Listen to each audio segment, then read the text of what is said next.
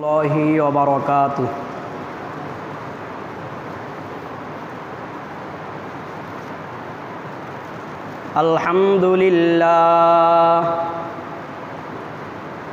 الحمد لله نحمده ونستعينه ونستغفره ونعوذ بالله من شرور أنفسنا ومن سيئات أعمالنا. من يهده الله فلا مضل له ومن يضلل فلا هادي له. ونشهد أن لا إله إلا الله وحده لا شريك له. ونشهد أن سيدنا وحبيبنا ومولانا محمدًا عبده ورسوله الذي أرسله بالحق بشيرا ونذيرا وداعيا إلى الله بإذنه وسراجا منيرا. فقد قال الله تعالى في كلامه المجيد وفرقانه الحميد: أعوذ بالله من الشيطان الرجيم. بسم الله الرحمن الرحيم. مثل الذين ينفقون أموالهم في سبيل الله كمثل حبة أنبتت 7 سنابل في كل سنبلة 100 حبة والله يضاعف لمن يشاء والله واسع عليم. وعن جابر بن عبد الله رضي الله عنه قال: دخل النبي صلى الله عليه وسلم على أم معبد حائطا فقال: يا أم معبد، من غرس هذا النخل مسلم أم كافر؟ فقالت: بل مسلم. قال: فلا يغرس مسلم غرسا فيأكل منه إنسان ولا دابة ولا طير إلا كان له صدقة إلى يوم القيامة أو كما قال النبي صلى الله عليه وسلم.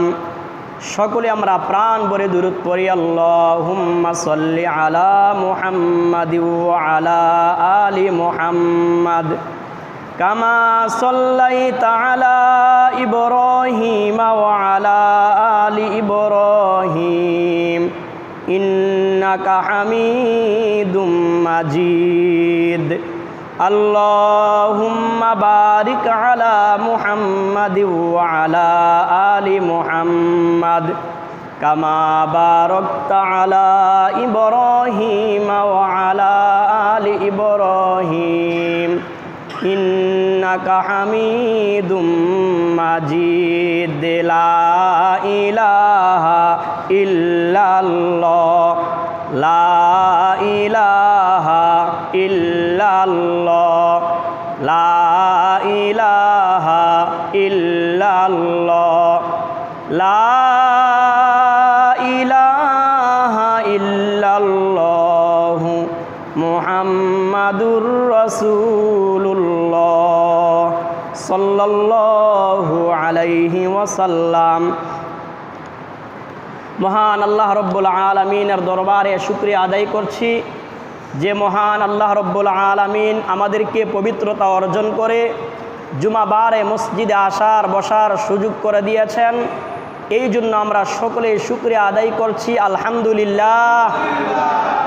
লক্ষ কোটি দুরুদ সালাম প্রেরণ করছি বিশ্ব মানবতার কান্ডারি, মুক্তির দিশারি সৈয়দুল মুরসালিন রহমাতুল্লিল আলামিন খাতামুন নবিয়্যিন মুহাম্মাদুর রাসূলুল্লাহ সাল্লাল্লাহু আলাইহি ওয়াসাল্লামের উপরে।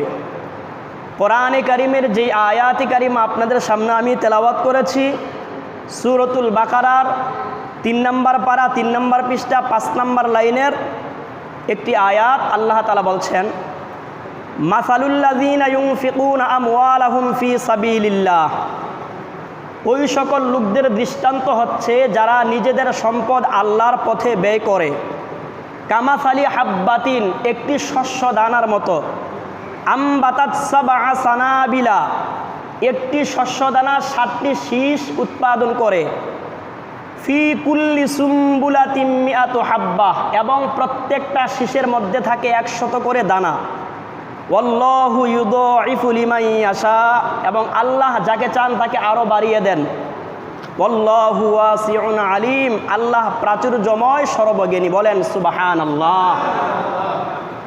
সূরাতুল বাকারা 3 নম্বর পারা 3 নম্বর পৃষ্ঠা 5 নম্বর লাইনের 261 নম্বর আয়াত। আপনাদের সামনে যে হাদিস, আপনাদের সামনে আমি যে পাঠ করলাম, রসুল করিম সাল্লাল্লাহু আলাইহি ওয়াসাল্লাম উম্মে মা'বাদ, একজন মহিলা তার বাগানে গেলেন।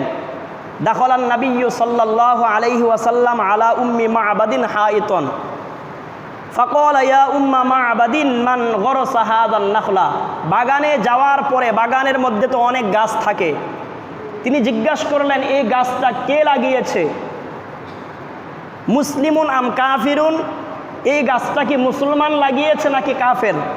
ফাকালাত বাল মুসলিমুন, ওই মহিলা বললেন এই গাছটি লাগিয়েছে একজন মুসলমান।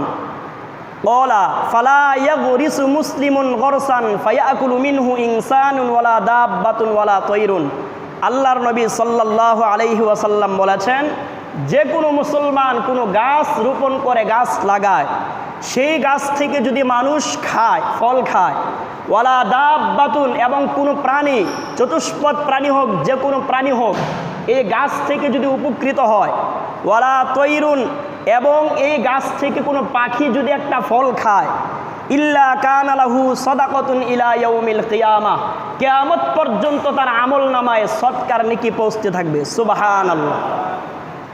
চিন্তা করছেন, আজকের আমাদের আলোচনার বিষয় হচ্ছে দান সৎকার ফজিলত এবং ওলি ওয়ারিসদেরকে দান না করা এবং ওসিয়ত না করার ব্যাপারে আলোচনাটা একটু ভালো করে মনোযোগ সহকারে শোনেন। আজকের আলোচনা হবে দান সৎকার ফজিলত এবং ওলি ওয়ারিসদেরকে দান না করা এবং ওসিয়ত না করার ব্যাপারে আলোচনা।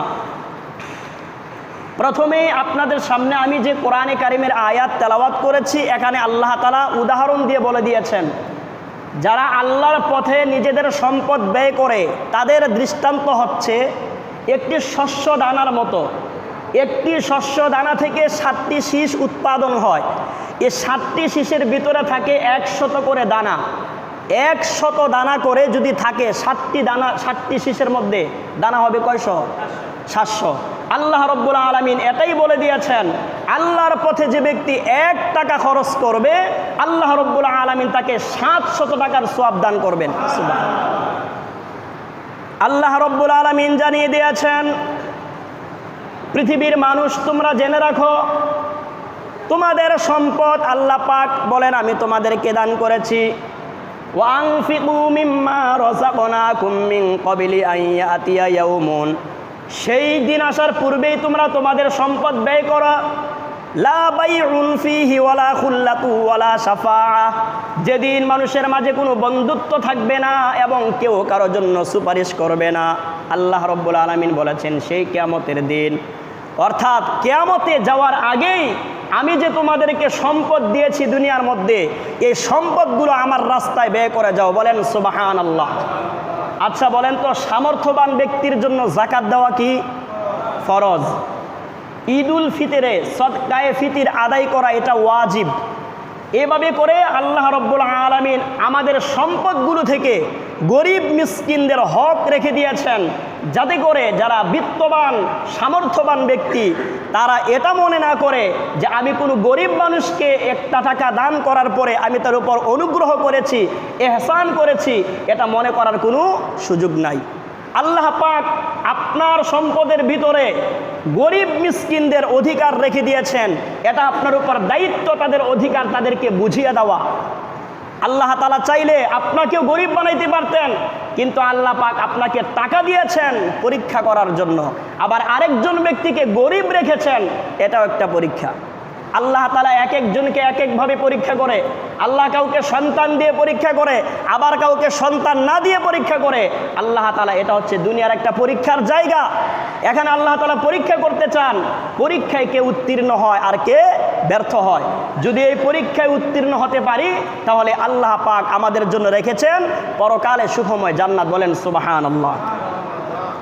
আল্লাহ রাব্বুল আলামিন, আল্লাহর নবী বর্ণনা করেছেন, উতিয়াল্লাহু তাআলা বিআবদিন মিন ইবাদিহি, আল্লাহ রাব্বুল আলামিন কিয়ামতের ময়দানে এক ব্যক্তিকে তার সামনে উপস্থিত করবেন।